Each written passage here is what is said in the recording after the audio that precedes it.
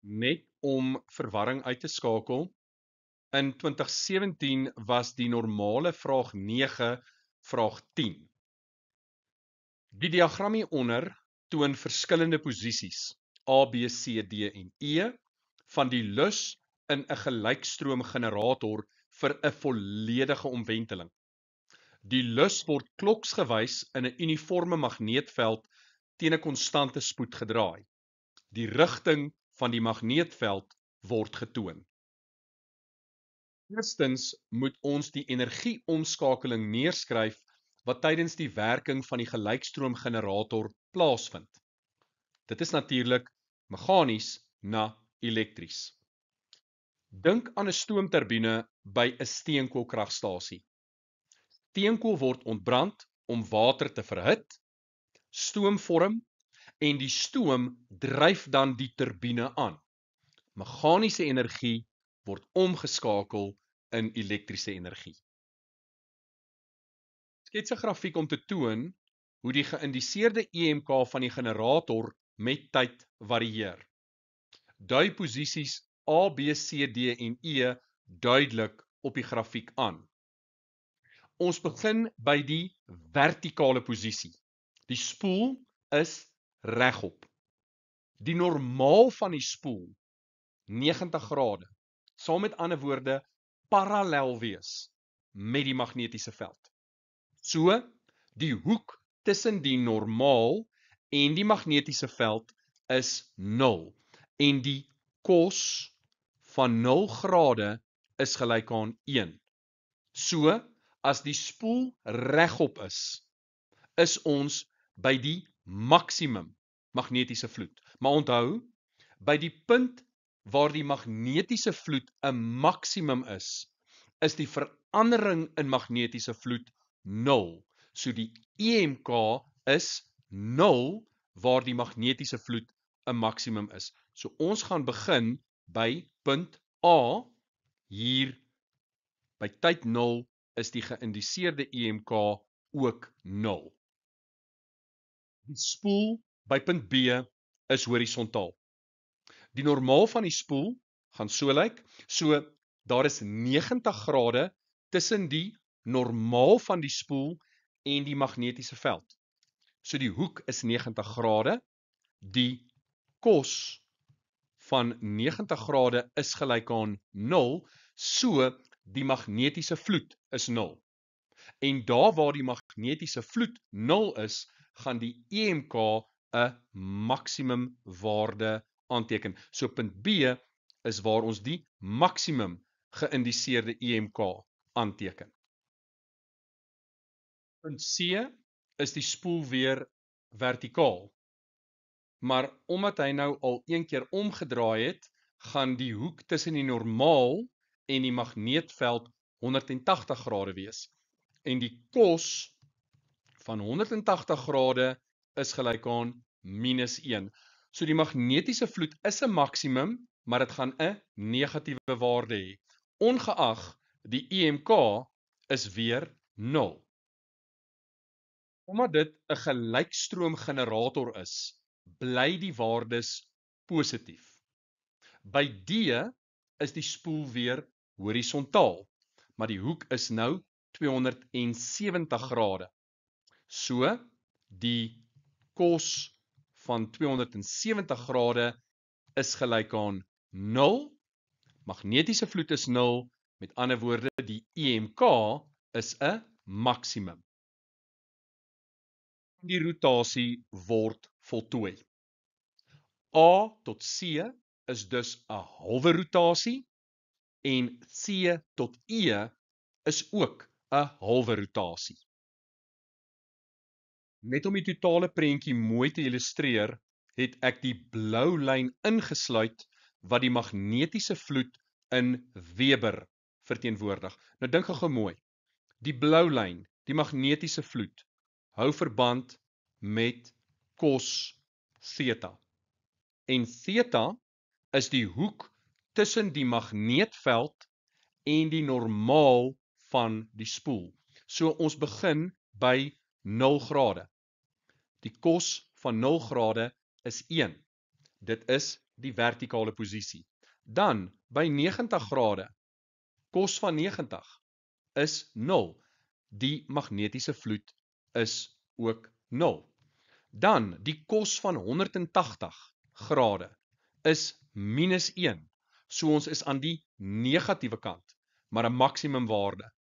En dan volgende, 270 grade, kos van 270 is weer 0, en dan eindig ons met 'n volledige rotasie, 360 grade, en die kos van 360 grade is weer eens 1. Sonder om te tegnies te raak, hier is 'n maklike manier om dit te onthou.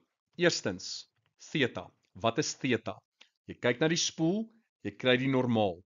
Dan bepaal jy die hoek tussen die normaal van die spoel en die magnetiese veld. Dit is theta. Dan, vir die blou lyn, gebruik jy cos theta.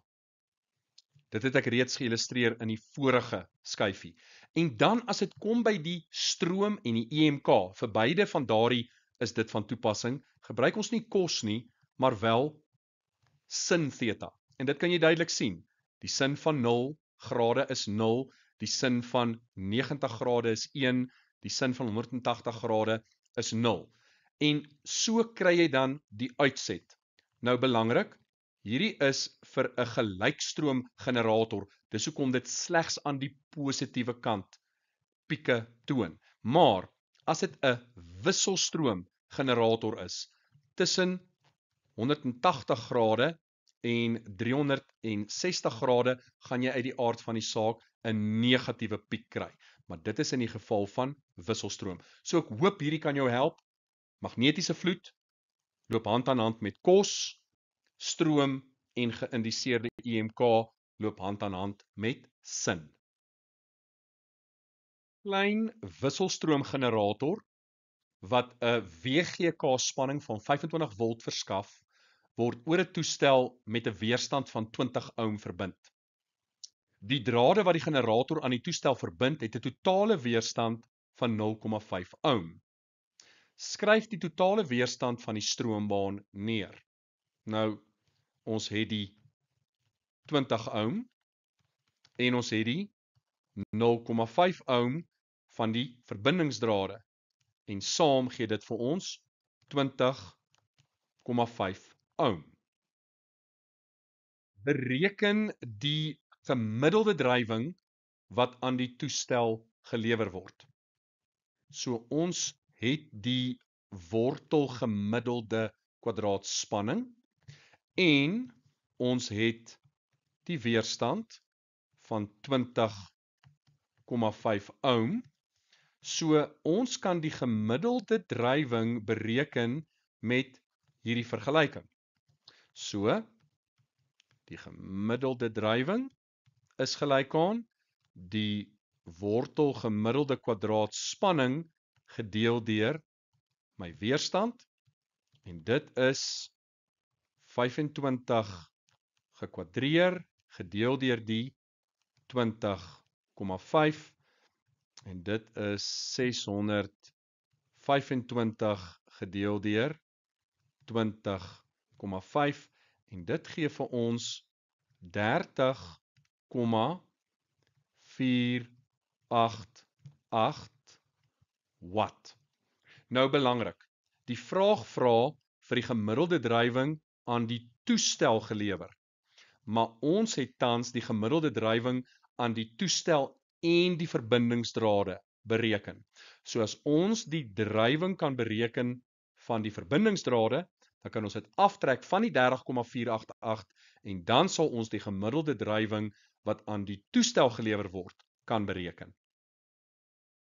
Die wortelgemiddelde kwadraatstroom is gelyk aan die wortelgemiddelde kwadraatspanning gedeel deur my totale weerstand.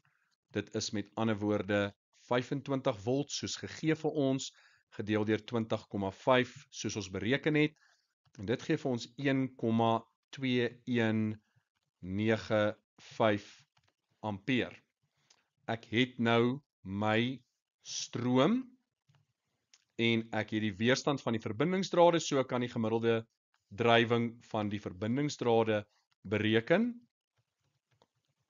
Dit gaan gelyk wees aan die wortelgemiddelde kwadraatstroom gekwadreer, maal met die weerstand van die verbindingsdrade.